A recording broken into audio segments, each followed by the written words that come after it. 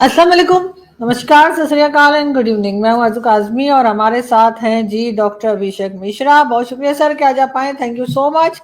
और हमारे साथ हैं फ़खर यूसुफजई। बहुत शुक्रिया फ़खर कि आपने भी ज्वाइन किया है।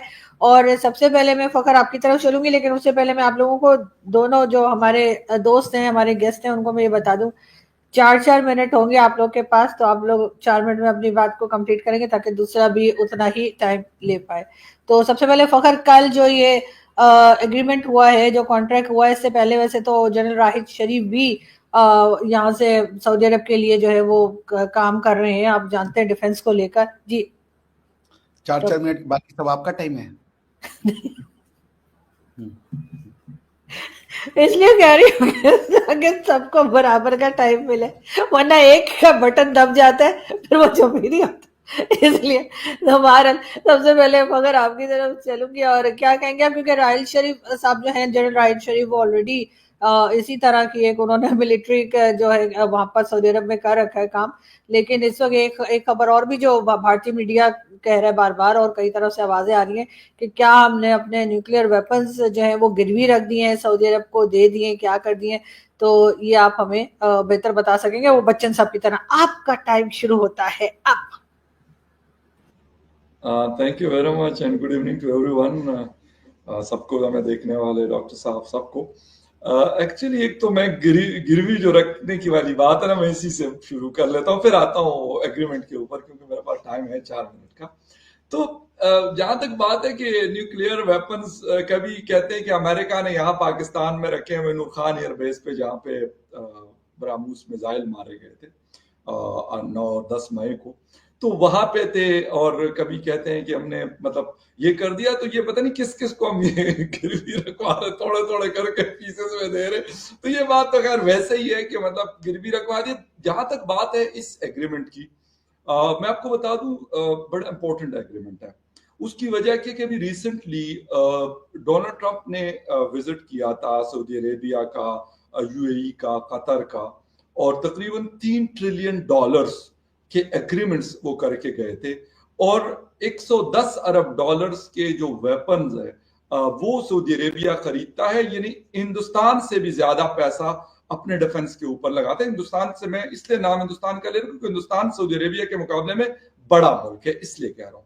तो 110-120 अरब डॉलर इसके ऊपर लगाता है। लेकिन अभी जो रिसेंटली हमने कुछ दिन पहले देखा, दोहा में इसराइल के फाइटर जेट्स आए, वो कहते हैं कि हमने हमास को निशाना बनाए, जो भी किया, लेकिन वो कंट्री है, वो जो जगह है, वो हमास की नहीं थी, वो कतर का इलाका था, उनके मुल्क का हिस्सा था, बल्कि उनके कैपिटल के सेंटर में था। तो उसने बहुत सारे क्वेश्चन रेज किए, और मेरे ख्याल में कतर ने तो चले मजम्मतों से सिर्फ काम चला लिया। हालांकि मैं तो कहता हूं कि कुछ चीजें मजम्मतों से नहीं, मुरम्मतों से होती हैं। गोली का जवाब गोली है, मिसाइल का जवाब मिसाइल है। नहीं, सिंपल सी बात है। मैं तो इसके, अगर कोई प्यार से आपसे पेश आता है तो आप उससे ज्यादा उसको रिस्पेक्ट दे, इज्जत दे। लेकिन अगर कोई बदमाशी और गुंडागर्दी पे उतरता है तो उसका जवाब फिर ये नहीं कि मैं मुजम्मत करूंगा तो शदीद मुजम्मत करूंगा, तो इंतहाई मुजम्मत करूंगा। ये फजूल बकवास है, बिल्कुल इस किस्म की चीजें होनी ही नहीं चाहिए। वो बल्कि मलेशियन प्रेसिडेंट और प्राइम मिनिस्टर ने कहा, इब्राहिम साहब ने, कि भाई मुजम्मतों से मिसाइल नहीं रुकते। तो ये मिसाइल जो है ना, ये इसका जवाब आपके पास बहुत अच्छी टेक्नोलॉजीज होनी चाहिए। पैसा तो मैं ये नहीं कहूंगा कि इन कंट्रीज के पास नहीं है, बेताशा इनके पास पैसा है। जो $450 मिलियन का एक जहाज गिफ्ट कर सकते हैं डोनाल्ड ट्रंप साहब को, तो उस हिसाब से फिर पैसा की तो कमी कोई इनके पास नहीं है। बल्कि इनके पास तो मैंने सुना है कि बड़े डिफेंस सिस्टम और मतलब राफेल तक इनके पास जहाज मौजूद है, लेटेस्ट किस्म के। तो इसके बावजूद इनका ना कोई जहाज उड़ा, न लिबिया का कोई जहाज उड़ा उस दिन, क्योंकि ये लोग तो वहां से, कोई इसराइल का बॉर्डर तो नहीं लगता ना कतर के साथ, कि वो डायरेक्टली उन्होंने बॉर्डर क्रॉस किया और डस करके इनके मुल्क में एंटर हो गए, वहां मिसाइल मार दिए और वापस चले गए। मतलब अच्छा खासा डिस्टेंस है, किसी को खबर ही नहीं हुई। वो Jordan, Syria, Iraq, Saudi Arabia, किधर सब सोए हुए थे। मतलब दिन की रोशनी में उनके जहाज आ रहे थे। तो एक पॉइंट तो ये, मोहम्मद बिन सलमान को आप जो भी कहें उसको, लेकिन कल मैंने पहली दफा इस इंसान को मैंने इंतहा का सीरियस देखा, यानी फेस के ऊपर कोई स्माइल नहीं था उसके। जितना भी आप फुटेज निकाल के देख ले, वो नहीं है। उसकी क्या वजह? उसको पता है कि भाई अमेरिका के तो हम उसमें थे कि अमेरिका हमें मतलब प्रोटेक्ट करेगा, मतलब जैसे ईरान के खिलाफ हो गया, यमन के हवाले से हो गया, या अगर कोई और ऐसी गड़बड़ी करेगा। और इसराइल को तो इसलिए उन्होंने रिकॉग्नाइज किया था कि वो ये सब मतलब कर रहे थे कि शायद इसकी वजह से हमें वो छोड़ देगा। लेकिन उन सारी चीजों के बावजूद हमास का उनको दफ्तर बना के अमेरिका के कहने पे दिया, लेकिन इन सारी चीजों के बावजूद क्या हुआ? कतर के ऊपर हमला हो गया। कतर के पास देखें, आप अपने पास ये नहीं है कि आप किसी आपने कोई AK-47 रखी हो तो हर वक्त हाथ में यूं यूं करके फिरते रहे और दिखाते रहे। नो, ये नुमाइश के लिए चीज नहीं है, लेकिन आप अपनी सेफ्टी के लिए रखते हैं। हिंदुस्तान के पास बरामूस थे ना, उनको उस दिन लगा कि आज हमें बरामूस चलाना, तो उन्होंने चला दिया और बता दिया कि यार ये बरामूस यहां पे लगाइए, यहां पे लगाइए, यहां पे लगा। उनके पास ना होता तो क्या करते? उनके पास ड्रोन थे, पिशावर तक वो ड्रोन गए थे 6 मई से लेकर 10 मई तक। यानी कहां पिशावर, कहां इंडिया का बॉर्डर, काफी डिस्टेंस है। पूरे पाकिस्तान में वो ड्रोन, तो टेक्नोलॉजी थी ना, तो वो इस्तेमाल कर रहे थे। अगर नहीं होती तो क्या करते? या अगर पाकिस्तान ने किया, अगर पाकिस्तान के पास ना होता, ना एयरफोर्स होता, ना कोई और फोर्स होती, तो क्या करते? फिर बैठे रहते। मतलब मार पड़ रही थी, जिस तरह गजा में वो गाजर मूलियों की तरह बंदे काट रहे हैं, तो इसी तरह यहां पे भी हो सकता था। तो ये सारी चीजें हुई इस वजह से। मैं कहता हूं कि मैं इस चीज के हक में नहीं हूं, लेकिन आपको अपने डिफेंस, अपने अपने जैसे कि अपने आप को प्रोटेक्ट करने के लिए सेल्फ डिफेंस जिसको कहते हैं, वो बहुत जरूरी है। अगर आपके पास वो नहीं है तो आपको चपेड़े कोई ना कोई मार सकता है। इजराइल उठेगा, अमेरिका कहेगा खैर यार कर दिया ना, क्या हो गया, 5 तो बंदे मार दिए, क्या फर्क पड़ता है। इधर भी तो कोई 70-80 हजार बंदा मार दिया गजा के अंदर, तो किसी ने उनका क्या बिगाड़ दिया जो 5 बंदों के ऊपर उनको कुछ कहा जाएगा। तो ये चीज राइल शरीफ पे खत्म करके, फिर बेशक वो 1 मिनट आप ज्यादा दे दीजिएगा डॉक्टर साहब को। जहां तक जनरल राइल शरीफ की बात है, 2015 में जिस वक्त वो रिटायर्ड हो रहे थे, वो रिटायर्ड नहीं हो रहे थे। वो कह रहे थे भाई मेरी नौकरी बढ़ाओ। मियाँ साहब को कहा, मियाँ नवाज शरीफ साहब प्राइम मिनिस्टर थे, कहते मैंने नहीं जाना। हालांकि बड़ा जीवा वेला होता था जी, बड़े शहीदों के खानदान से, तो फ्लाइट का हमारे यहाँ ये बड़ा मसला होता है। ये कुर्सी जिसपे बैठा होता है ना वो शख्स, वो उस वक्त पता नहीं उसके लिए जमीन और आसमान एक कर दिया जाता है। और ये हर दौर में हुआ, वो जनरल जिया का दौर हो, जनरल मुशर्रफ का दौर, या उसके बाद वाले कियानी शियानी और जितने भी गुजरे सब। तो राहिल शरीफ को भी बड़ा कोई मतलब बड़े हीरो किस्म का पेश किया। तो मियाँ साहब ने कहा यार मतलब तुसी गल सुन लो मेरी, मैं नौकरी लगा देनी है, अच्छी नौकरी लग जासी तेनू। यकीन करें तो मियाँ साहब ने फिर सऊदी अरेबिया बात की। उन्होंने कहा यार हम वैसे ही बना रहे, तो उसको किसी ने तो लीड करना है। कहती यार इसको हम चीफ लगा देंगे, तो उसको फिर चीफ लगा दिया गया। और पता नहीं कितने मिलियन डॉलर कहती कि उसकी सैलरी है। लेकिन शुक्र है कि उस फोर्स का आज तक मैंने एक फौजी उसका नहीं देखा, मैंने उसकी कोई एक्सरसाइज नहीं देखी, मैंने उसकी कोई रिएक्शन नहीं देखा, यानी कहीं पे भी नहीं देखा। बंदा कहते जी ड्रिल हो रहा है, ये हो रहा है, वो हो रहा है, मॉक एक्सरसाइज हो रही। शुक्र है कि इन 10 सालों में या 11 सालों में इस किस्म की कोशिश आप लोगों के नजर से गुजरी हो तो गुजरी होगी, मेरी नजर से कम नहीं गुजरी। आप गूगल पे भी देंगे तो बस वो 2015 की खबरें आएंगी। 43 कंट्रीज थी उसके अंदर। भाई वो फोर्स किधर है? इसराइल ने यहां पे हमला कर दिया, फलस्तीन को जिसे कहते हैं कि मलबे का ढेर बना दिया, और वो मार रहा हो। कहते भाई खाली करवाओ, शाबाश निकलो इधर से, नहीं खाली करोगे तो मरोगे। ठीक है, किसी में मतलब वहां पे अरब बेताशा टर्की बैठा हुआ है, किसी को नहीं बस मजम्मत कर ली, ठीक है, मार दिया सो मार दिया। तो सिलसिला ये चला कि इस्लामिक फोर्स का भी यही हुआ है। तो इसलिए सऊदी अरेबिया को यह मुआहदा करना उनकी मजबूरी थी। शायद उनका दिल नहीं चाह रहा होगा, लेकिन वो मजबूरी में आए हैं, वरना और मैं दूसरी एक सेकंड में बात खत्म कर रहा हूं कि इंडिया के साथ भी ये मुआहदा हो सकता था, लेकिन उसकी वजह भी इसराइल है, क्योंकि इसराइल के साथ उनके भी बहुत अच्छे मरासिम है। तो इसलिए वो इंडिया की तरफ भी नहीं गए और वो यूएस की तरफ भी नहीं गए, क्योंकि दोनों मेरा नहीं ख्याल कि इंडिया भी इसराइल के खिलाफ किसी सूरत भी जाने को तैयार होगा। तो दैट्स वाई उन्होंने फिर Pakistan was the only option उनके लिए। और उन्होंने कहा चलो जी आओ तुसी, मतलब तुहाडे कोल फौज भी बहुत है लंबी चौड़ी, ते बाकी भी चीजें, साढ़े कोल पैसा बहुत है डॉलर, तो हम आपको पैसा दे देंगे और आप हमें ये दे दे, तो बस काम बन गया। सड़ा भी तो ना बिल्कुल, यानी कि इस वक्त हमारी 5 उंगलियां घी में और सर कढ़ाई में, हमारे यहाँ बोला जाता है ना, हमारे यहाँ वो चल रहा है कि हमारी थी मौजा ही मौजा होने वाली है। और सऊदी अरब हमारे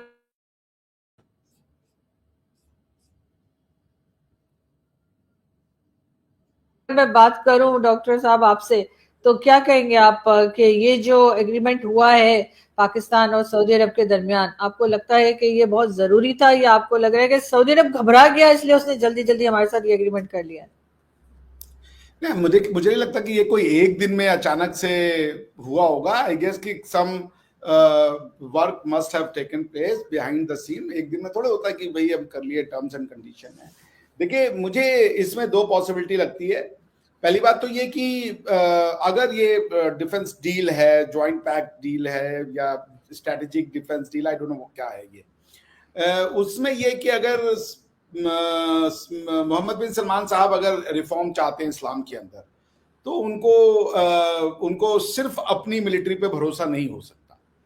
क्योंकि आपको याद होगा जब सीजर हुआ था मक्का का, तो जिन लोगों ने मक्का को 1970-71 में सीज किया था, वो लोग थे जो ये कह रहे थे कि ये हमारी सोसाइटी में सेक्युलरिज्म ला रहे हैं, और सऊद और इन्हीं की फैमिली के अगेंस्ट में वो हुआ था। उसके बाद से उनको पीछे हटना पड़ा था। तो एक तो ये कि क्या मोहम्मद बिन सलमान साहब ये सोच रहे हैं कि भाई we can't just rely on our own forces, तो उसके लिए वो पाकिस्तानी फोर्सेस ला रहे हैं। शायद पाकिस्तानी, चूंकि कोई भी अरबी हो तो वो तो वैसे ही फ्लैट हो जाते हो, सोचते हैं तो खुद ही डिवाइन पर्सन है just because he happens to be अरबी पर्सन। एक ये रीजन हो सकता है कि भाई उनका लार्जर से होगा, पाकिस्तान की आर्मी की डिपेंडेंस बढ़ेगी अगर वो कुछ खर्चा वर्चा करने को देते हैं या कुछ खर्चा चलाने के लिए पैसा देते हैं। आई डोंट नो, मतलब क्या इसके फाइनेंशियल रिपरकशंस हैं, वो देखा जाएगा। तो एक तो ये मेरे ख्याल से तो ये अच्छी चीज है दैट ये डिफेंस डील टेक प्लेस की है। आई डोंट थिंक ये डिफेंस डील अमेरिका जैसे पावर के अगेंस्ट में है। आई मीन वो कंसीडर करना भी जोक होगा। लेट्स से कल को अमेरिका सऊदी अरेबिया पे अटैक कर देता है, टू से कि पाकिस्तान अमेरिका पे अटैक करेगा उनके F-16 से, this is preposterous as it gets. तो ये डिफेंस डील क्या, मतलब आप ये सोच रहे कि इजराइल पे आपने, अगर पाकिस्तान ने हमला किया, मान लीजिए कल को सऊदी अरेबिया के ऊपर इजराइल ने हमला कर दिया, Pakistan in response goes ahead and attacks Israel, आप सोच रहे हैं कि ये डिफेंस डील बस वहीं तक रहेगी? इसके रिवर्बरेटिंग इफेक्ट होंगे, रिवर्बरेटिंग इफेक्ट। इंटायर क्रिश्चियन वर्ल्ड या इंटायर ह्यूमैनिटी जो है वो एक तरफ हो जाएगी, और इस तरीके के जो अलायंस है वो एक तरफ हो जाएगा। तो मैं इसको कोई बहुत ज्यादा सीरियस चीज नहीं देखता हूं कि इसके क्या रिपरकशन है। मैं मोहम्मद बिन सलमान साहब के विजन को समझता हूं, और मुझे नहीं लगता कि उन्होंने वो सब बातें सिर्फ दिखाने के लिए कही थी, और वो उसको he will just let it go like that. आपको याद होगा कि जब उन्होंने ये सब किया था रिफॉर्मेशन और इसकी बातें, तो उसके ऊपर कैसे इजराइल के ऊपर अटैक हो गया, और फिर सारा का सारा उनका जो प्रोजेक्ट था वो इट वेंट टू ड्रेन। तो मैं इस डिफेंस डील से कोई बहुत ज्यादा मुझे ये लगे कि कोई बड़ा चीज हो गया। I don't consider it in any way. कल को अगर हमारे ऊपर टेररिस्ट अटैक होता है, हम पाकिस्तान के ऊपर फिर से उसी तरीके से अटैक करेंगे, और हमने तो पाकिस्तान के ऊपर कभी अटैक किया नहीं, हमने उनके टेररिस्ट पे अटैक किया। तो एग्रेशन की डिफेंस डेफिनेशन क्या होती है वो भी देखना पड़ेगा। तो अभी लीस्ट बॉदर्ड कि इससे क्या हो जाएगा। आई डोंट थिंक कि ये कोई फोर्स मल्टीप्लायर होगा, क्योंकि सारे वेपनरी भी आपके बाहर से ही आ रहे हैं। चाइनीज वेपनरी के ऊपर बहुत ज्यादा रिलाई कर जाना, वो आरजू जी को पता है कि कितना खतरनाक हो सकता है, फकर भाई को भी पता है। लेकिन जो मुझे सबसे बड़ा अफसोस लग रहा है कि विश्व किधर जा रहा है, और पाकिस्तान की जो चॉइसेस है वो किधर जा रही है।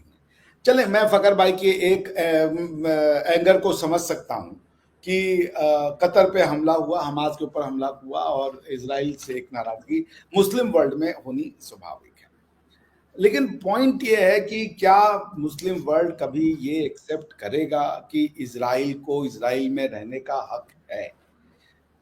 और वो अगर इस बात को एक्सेप्ट करते हैं, तो क्या पैलेस्टीनियंस इस बात को एक्सेप्ट करेंगे कि भाई Israel is a reality and let's acknowledge it? Peace तो तभी आएगी, वरना ये पीस जो कतर कर रहा है, कतर ने दुनिया भर में क्या कंट्रीब्यूशन है कतर का? भाई इस तरीके के मदरसे हमारे यहाँ बढ़वा दिए, इस तरीके के मदरसे आप क्या बढ़वा दिए, आप क्या ये लाल मस्जिद हो गई है। तो अगर तो सोसाइटी को उस तरफ जाना है जिधर कतर ले जाना चाहता है कि भाई सिर्फ और सिर्फ पैन इस्लामिज्म की बातचीत होगी, तो आज मैं CNN टीवी पे टॉमी रॉबिन्सन जो है, जिन्होंने अभी यूके में एंटी इमिग्रेंट प्रोटेस्ट किया था, उनको सुन रहा था। And way he was talking कि भाई the West has to come up against this जिसे कहिए invasion of Islam, जो कि किसी कल्चर को नहीं मानता, किसी सभ्यता को नहीं मानता, और हर जगह वो कहता है कि भाई जब जो भी चलेगा वो हमारा लट चलेगा। उसमें उसने कहा पाकिस्तान इज ए कंट्री जहां से कोई भी अच्छी चीज नहीं आई है। तो अब सऊदी अरेबिया अगर पाकिस्तान के साथ डिफेंस ट्रीट करता है, हमें तो उससे कोई ऑब्जेक्शन नहीं है, ना होनी चाहिए। बट ये कि आप ये याद रखिएगा कि अगर आप डिफेंस डील करेंगे तो दुनिया एक तरफ हो जाएगी और इस्लामिक कंट्री एक तरफ हो जाएगी, बिकॉज इस्लाम से सारी दुनिया को खतरा है, दिस इज अ रियलिटी। लेकिन और वो सिचुएशन आए, वो सिचुएशन किसी के लिए भी बेहतर नहीं होगा। बेहतर सोल्यूशन ये है कि पैलेस्टाइन से बात किया जाए, 2 स्टेट सोल्यूशन की तरफ जाया जाए। मोहम्मद बिन सलमान साहब का जो प्रोजेक्ट है कि हमें रिफॉर्म लाना है, रेनेसांस लाने हैं, हमें एक म्यूचुअली कोऑपरेटिंग एंड कोएग्जिस्टिंग सोसाइटी चाहिए, वो बना लें। वरना आज मैं एक जगह बैठा था, मुझसे कोई बोल रहे थे, बस मैं 1 मिनट में खत्म कर रहा हूँ, कि मुझसे बोला गया कि पहलगाम का अटैक किसने किया। तो मैंने कहा भाई पहलगाम पे जो अटैक हुआ भारत के ऊपर, वो आप एक लौता अटैक नहीं देख सकते, ये सीरीज ऑफ अटैक का एक कॉन्सिक्वेंस आप कह रहे हैं प्रूव नहीं हुआ। आप आज तक नहीं मानते कि कसाब आपका है क्या? पाकिस्तान कसाब के होने के बाद अगर आप मानते हो कि कसाब आपका है, भारत ने क्या एक्शन लिया आपके ऊपर? कोई एक्शन नहीं लिया। तो कहीं ना कहीं तो एक आएगा यील्डिंग पॉइंट ना कि भाई आप बस कि चलो मारना ही है तो कम से कम मार के तो मरो। मरने से, ऐसे टेररिस्ट से मरने से अच्छा कि भाई लेट्स गो अहेड, जो फकर भाई कह रहे हैं कि let's go ahead fight in the सी।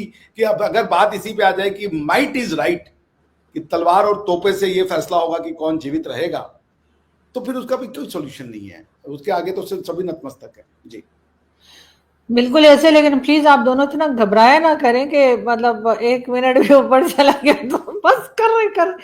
लेकिन मैं ये जरूर पूछूंगी मगर आपसे कि वैसे डॉक्टर साहब शुभ बोले इसलिए कि एक कुछ अरसे तो ये डील चलने दीजिए। बहुत से लोग हमारे ऐसे जिन्होंने कनाडा में, अमेरिका में, दुबई में प्लॉट और अपार्टमेंट्स खरीदने होंगे, तो सऊदी अरब कुछ पैसा देगा तो वो ये कर पाएंगे, मतलब मजीद अपनी इस किस्म की प्रॉपर्टी बढ़ा पाएंगे।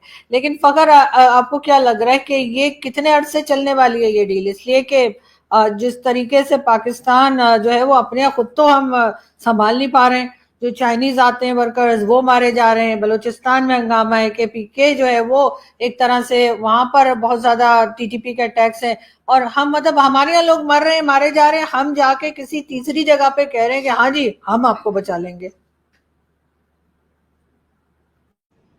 हाँ, देखिए दोनों में फर्क है। वो फर्क ये है कि जो यहाँ पे चल रहा है वो है एक गुरिल्ला वॉर है। वो किसी कंट्री के साथ जंग नहीं है उस तरीके से। वो मतलब अगर TTP की मैं बात करूं, लास्ट नॉट 10 इयर्स, बल्कि मैं अगर उसकी बात करूं फ्रॉम 2003, 4 या 5 से, तो क्या था, कहाँ से स्टार्ट हुआ, क्या क्या करते, और आज कहाँ पे उसकी शेप जो क्या फॉर्मेशन है उसकी, ठीक है। सेम लाइक दैट अगर हम BLA की बात करते हैं आफ्टर द भुट्टी साहब असैसिनेशन, नवाब अकबर खान भुट्टी साहब, और वो चलते चलते क्या चीज़ें उसमें एड अप हुई और नई चीज़ें उसके अंदर आई, क्या चलता रहा या उसको आज किस तरीके से चला रहे हैं, तो वो फ़र्क है उसके अंदर। नो डाउट कि वो लोग इस मुल्क में है ना, वो जो BLA के लोग हैं वो कोई इसराइल से तो नहीं आए हुए हैं ना वो किसी और कंट्री से, अमेरिका से या कनाडा से आए हुए हैं। वो इसी रीजन के लोग हैं जो लड़ते हैं या लड़ रहे हैं, वो स्टेट को कहते हैं नहीं मानते। सेम लाइक दैट TTP कहते हैं हम आपकी कॉन्स्टिट्यूशन को नहीं मानते, कुफ्रिया है, जो भी उनका एक पूरा लंबा चौड़ा किस्सा है, तो वो ये नहीं कर रहे।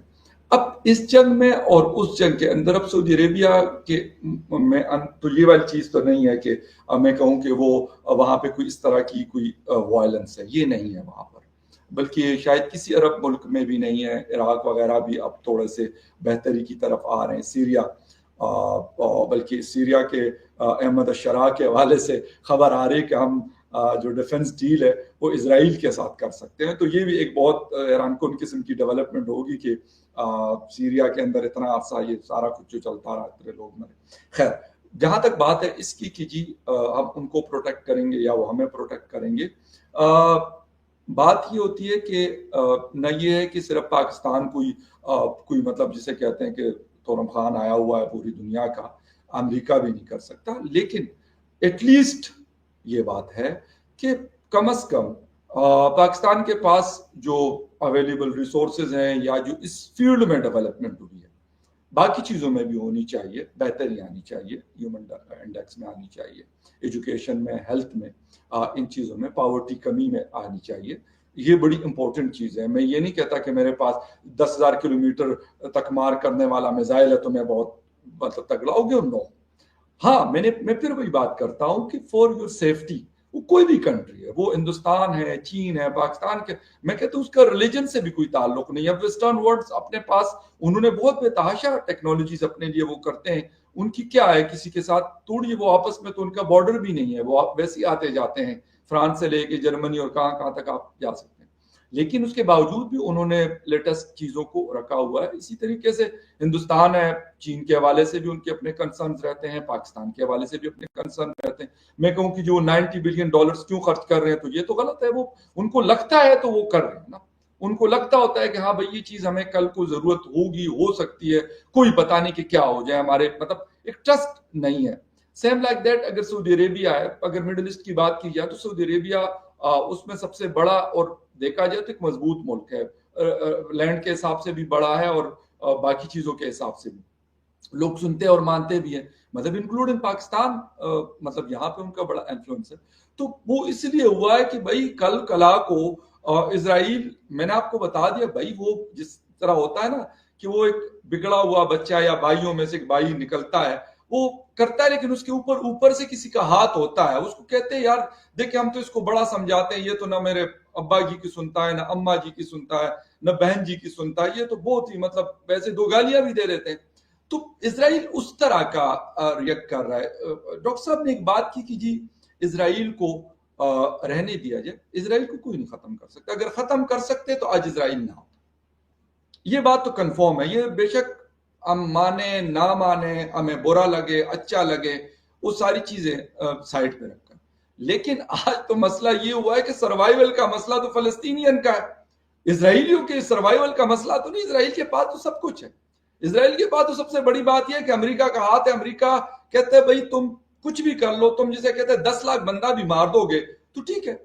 एक स्पेन, मतलब वेस्टर्न वर्ल्ड में अगर देखा जाए तो यहां तक उसने कह दिया कि यार फीफा वर्ल्ड कप में इसराइल आएगा तो हम मैच नहीं खेलना चाहते, मतलब फीफा वर्ल्ड कप से हम विड्रॉ कर सकते हैं। कारोबार उन्होंने कर दिया। बाकी किसने किया? किसी ने भी नहीं। एयर स्पेस वो किसकी यूज करते हैं? आज भी इसराइल किसकी एयर स्पेस यूज करता है? क्या टर्की के ऊपर या किसी और के ऊपर से उड़ के नहीं जाता? वो जाता है ना।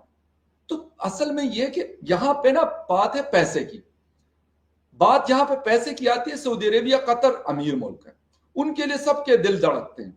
हो सकते हैं हिंदुस्तान का दिल भी धड़कता हो, नरेंद्र मोदी साहब का, मेरे शहबाज शरीफ का भी दिल धड़कता है, जनरल आसिम मुनीर साहब का भी दिल धड़कता है, हो सकता है डोनाल्ड ट्रंप का भी दिल धड़का हो। $3 ट्रिलियन मजाक तो नहीं है ना। तो लेकिन वो मजबूर है भाई, वो उस बिगड़े हुए बच्चे को तो नहीं वो कुछ कह सकता ना, और न कहना चाहता। कह सकता भी हो तो वो नहीं कहना चाहता, इसीलिए ये सिलसिला तो नहीं रुकेगा। वो कल को किसी और को जाके कहेगा और तुम्हारी ऐसी की तैसी, मतलब इस तरह की जब चीजें होती हैं।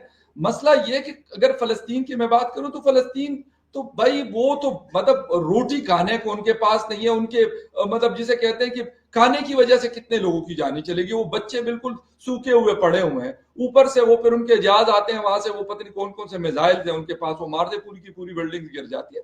तो बात सिर्फ है इस बात की कि उनके पास ताकत है, लेकिन उस ताकत का ये मतलब नहीं अगर मेरे मसल्स बड़े मतलब स्ट्रांग है या डॉक्टर साहब के, तो डॉक्टर साहब के यार मैं तो वैसे ही चलते फिरते में किसी को जाके ना 2 चपेड़े लगा दूंगा। ये चीज असल है।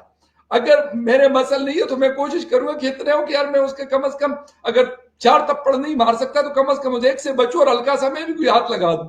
तो ये इशू चल रहा है इस वक्त, और कुछ नहीं है यही। और मुझे पूरा यकीन है कि इन फ्यूचर ये जो एग्रीमेंट हुआ है ये कतर के साथ भी हो सकता है। बहुत चांसेस है पाकिस्तान के जो मिलिट्री स्टैब्लिशमेंट है उनको अच्छी अच्छी जॉब्स ऑप्शो मिलेंगी, उनकी जिंदगियां जरूर अच्छी होंगी। बाकी हम लोगों की है 240 मिलियन की, अच्छी हो या ना हो, लेकिन उनकी अच्छी हो सकती है। जी अरे मैं डॉक्टर साहब आपकी तरफ चलो से बीच में कोई ये भी लिख रहे थे कि फखर की बात को कोई सीरियसली ना ले, मेरे वो भी स्क्रीन पे लगा दिया। जिसको जो बोल रहा है बोलो। मुझे एक बात, लास्ट क्वेश्चन मेरा डॉक्टर साहब आपसे है, और मुझे अभी फखर की बात सुनते सुनते ख्याल आया, अरे ये मोदी जी क्यों नहीं हमारे साथ डिफेंस एग्रीमेंट ले लेते कि भाई हम उनकी हिफाजत करेंगे, तो और आसान है। इसलिए कि आप लोग तो यही कहते हैं कि यहाँ से नॉन स्टेट एक्टर आते हैं, आप हमारे ऊपर ये जिम्मेदारी डाल दीजिए, बस थोड़े पैसे सॉरी डॉलर ढीले करने पड़ेंगे, वो आप हमें दे दीजिए, हम यहाँ से उसके बाद सबको रोक देंगे, खामोश साइड में बैठो, मत जाना वहां पे। तो सर क्यों जब इतनी बड़ी बड़ी कंट्रीज हमें कांटेक्ट कर रही हैं, सऊदी अरब और कौन कौन, कि हम उनके लिए जो है डिफेंस एग्रीमेंट साइन करते जा रहे हैं, तो भारत भी हमारे साथ कर ले, हम आपकी हिफाजत करेंगे, क्या ख्याल है आपका? देखिए ये सोचने की बात है ना, मैं कह रहा हूँ ये आपको और भी बर्बादी की ओर ले जाएगा। ये मानसिकता ही ठीक नहीं है। ये डिफेंस पैक्ट का ये कोई बहुत सेलिब्रेट करने की चीज नहीं है। कोई साइंस एंड टेक्नोलॉजी की वो होती, कोई यूनिवर्सिटी बन रहे होते तो मैं बात भी मानता। आज की डेट में क्या इस चीज का मैं I am not impressed at all. और देखिए मैं ये पूछना चाहता हूँ, व्हाई ओनली पाकिस्तान? टर्की के साथ क्यों नहीं हुआ? कजाकिस्तान के साथ क्यों नहीं हुआ? उज्बेकिस्तान के साथ क्यों नहीं हुआ? सर एटम बम तो हमारे पास है ना। वो एटम बम आपका है। वो सऊदी अरेबिया को एटम बम चाहिए, वो आपके ऊपर रिलाई नहीं करेगा। मगर आप ये सोचिए, सऊदी अरेबिया ने इतने इस्लामिक मुल्क हैं, सीरिया के साथ नहीं किया, उन्होंने मलेशिया के साथ नहीं किया, इंडोनेशिया के साथ नहीं किया। आप ही क्यों? Because you are available for rent. आपको अपने देश से कोई मतलब ही नहीं है। कौन अटैक करेगा आपके ऊपर? आपके असगर खान साहब का टीवी पे आज भी स्टेटमेंट है कि सारी की सारी जंगें आपने शुरू की हैं। कौन अटैक कर रहा है आपके ऊपर? देखिए मैं बार बार कह रहा हूं कि वन मस्ट थिंक, अगर 57 इस्लामिक मुल्क आप लेके चलें तो ये नेटो क्यों नहीं बन गया? Why not OIC has become a NATO? उसमें ही साइन कर लेते मल्टी। ये सारी टीटी के प्रोविजन जो पाकिस्तान के साथ साइन हुआ है वो ओआईसी के उसमें डाल के साइन कर लेते, एक नेटो बन जाता। क्यों नहीं हुआ? Because no one would do that. सऊदिया की लड़ाई यमन में है। यमन के लोग अगर सऊदिया पे अटैक करेंगे, आप जाएंगे उनके लिए? 3,77,000 यमनियों की डेथ हुई है सऊदिया लेड वॉर से, जिसको आपने जाने से मना कर दिया था। You remember that fact? आपको बुलाया था। किसका फायदा है? आप सोचिए आप क्या करने जा रहे हो, आपकी समझ में नहीं आ रहा। Because you do not have a fight to pick. अब अगर अफगानिस्तान ने अटैक किया पाकिस्तान के ऊपर, सऊदिया लड़ेगा अफगानिस्तान से? Does it make even a remote sense? आपके ऊपर आज की डेट में इंडिया से ज्यादा अटैक अफगानिस्तान कर रहा है आज। हाँ तो सर फिर तो सर सऊदिया को समझना चाहिए कि ये अटैक हम पे नहीं सऊदिया पे हो रहे हैं, अगर वो टीटीपी और ये लोग हमारे ऊपर अटैक कर रहे हैं। नहीं आरजू जी, पॉइंट ये है कि आपकी army has become into a police force. वो सऊदी अरेबिया में मोहम्मद बिन सलमान साहब की पुलिस का काम करेगा। ये आप लिखित में रखवा लीजिए, मैं हूं ना हूं, आपके ऊपर बम मार मार के आपको अगर कोई वो भी कर दे, फ्लैट भी कर दे सऊदिया, एक आदमी नहीं बचेगा। हाँ, वो आपको पेट्रोल दे देगा, वो आपको थोड़े डॉलर वॉलर माफ कर देगा, बट आदमी देने से रहा और अपने इक्विपमेंट्स देने से रहा। ये आप लिख के रख लीजिए। मैं क्या कह रहा हूं आपसे कि भाई वो आपको सिक्योरिटी गारंटी की तो डिफेंस डील उनसे साइन कर रहे हैं, और आपके साथ कह रहे हैं म्यूचुअल डिफेंस का। ये जो फकर भाई ने कहा उसमें इतना बिल्कुल दम है कि ये जो एक डील है, इससे आपके आर्म फोर्सेस के लोगों को अगर वो पैसा देंगे कि म्यूचुअल डिफेंस डील के लिए हम कुछ पैसा आपको दे रहे हैं ताकि आप वो रखो, लेकिन फिर आपने किया क्या? ये आर्मी नहीं करती, इसको फिर प्राइवेट मिलिशिया कहते हैं। बाकी की आर्मी कंबाइंड ड्रिल करती है। जैसे नेटो की फोर्स जो है वो यूएस की फोर्स नहीं होती, वो नेटो की फोर्स होती है। आप नेटो नहीं बना पा रहे हो, ये तो मैं सोच के हैरान हूं। अभी आपने अरब ओआईसी समिट बनाया था, वहां पे कर लीजिए मिलिटराइजेशन ओआईसी का। 57 मुल्क है उसका, वो कर लीजिए, आपको ज्यादा रिसोर्सेज, पैसे और आदमी मिल जाएंगे। पॉइंट ये है कि मैं देख रहा हूं, देखिए मैं समझ सकता हूं, जब आप एक डॉक्ट्रिनल प्रॉब्लम को आप अगर इमोशनली समझेंगे तो ये इश्यूज आएंगे। तुर्की भी अरबिया के लैंड पे बड़ा है, किसी अरबी को तुर्की से प्रॉब्लम नहीं होती, हालांकि उस तरीके की है, मगर आतंकवादी घटनाएं नहीं हो रही। तुर्की जो वहां रहते हैं वो सेंट्रल एशियंस है। क्यों नहीं लड़ रहा है एक अरबी कि हम इनको निकालो यहां से? बिकॉज वो इस्लाम में कन्वर्ट हो गए। तो अगर आप इस्लाम में कन्वर्ट हो, ये कोई नेशंस की लड़ाई नहीं है, स्ट्रेट अवे ये रिलीजन का वॉर है। अब आप उनकी होली वॉर है, उनकी बुक कहती है कि भैया हमको ये गॉड ऑफ इजराइल था, ये जगह का नाम इजराइल है, आप कह रहे हो जी सब खत्म हो गया, ये हमारा हो गया, अलेक्सा हमारा है, सब हमारा है। अब ये लड़ाई का कोई अंत नहीं है भाई, किसका क्लेम सही है, किसकी किताब सही है, ये कौन डिसाइड करेगा? अगर ताकत इसका विश्व अगर वो है तो करे। और कतर से तो कतर को तो सऊदियों ने बैन किया कि ये इस्लामिक एक्सट्रीमिज्म। कतर का क्या कंट्रीब्यूशन है दुनिया में? तेल निकल आया है, उसके बाद वो दुनिया में जाके वहां भी इस्लाम फैला रहे हैं। आपके यहाँ भी वो भेज रहे हैं वो बच्चों को शिक्षा देने के लिए कि तुम ये बन जाओ, क्या ये कतर की कंट्रीब्यूशन है? तो मैं ये कह रहा हूं कि I would have been very happy कि सऊदी अरेबिया, और मैं मोहम्मद बिन सलमान साहब पे बहुत फेथ रखता हूं आज भी। मुझे पता है ये अभी कुछ भी कहा जाए, ये 3-4 दिन के ऊपर 50 तरह की एनालिसिस और रिएक्शंस आएंगे, बट मैं जानता हूं कि मोहम्मद बिन सलमान साहब इज अ विजनरी, वो सोच समझ के काम करेंगे, और उनके नेतृत्व में ये यूएई के जो वो है क्राउन प्रिंस, उनके नेतृत्व में वो अरेबिया को और इस्लाम को एक प्रोग्रेसिव डायरेक्शन में ले जाएंगे, which is good for humanity. वरना मैं आपको बता रहा हूं कि दुनिया खड़ी हो रही है, गवर्नमेंट्स उखाड़ के फेंकी जा रही हैं। नेपाल में हुआ, बांग्लादेश में हुआ, यूके में वो नौबत आ चुकी है, लोग रोड पे आ रहे हैं। तो मतलब लोग गवर्नमेंट्स के अगेंस्ट में रोड पे आ रहे हैं, क्योंकि गवर्नमेंट्स अब लोगों की बात समझने में शायद संभव नहीं है। तो मेरा मैं मोहम्मद बिन सलमान साहब का फैन था, हूं और रहूंगा।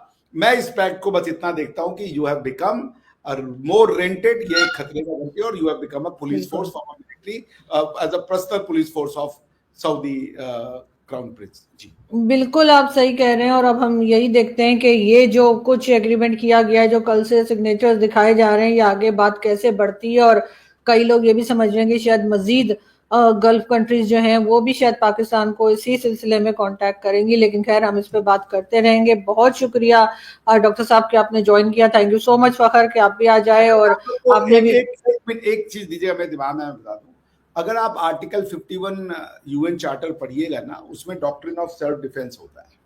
डॉक्ट्रिन ऑफ सेल्फ डिफेंस में दो चीज है, एक है यूनिलैटरल और एक है कलेक्टिव सेल्फ डिफेंस। तो कलेक्टिव सेल्फ डिफेंस में होता है ये कि मान लीजिए किसी ने मेरे ऊपर अटैक किया मेरे ऊपर, यानी मेरे ऊपर एग्रेशन हुआ है, तो उसके लिए हर देश उस देश के बिहाफ पे अटैक कर सकता है। उसके लिए ऑलरेडी यूएन चार्टर मौजूद है, इसकी आवश्यकता नहीं।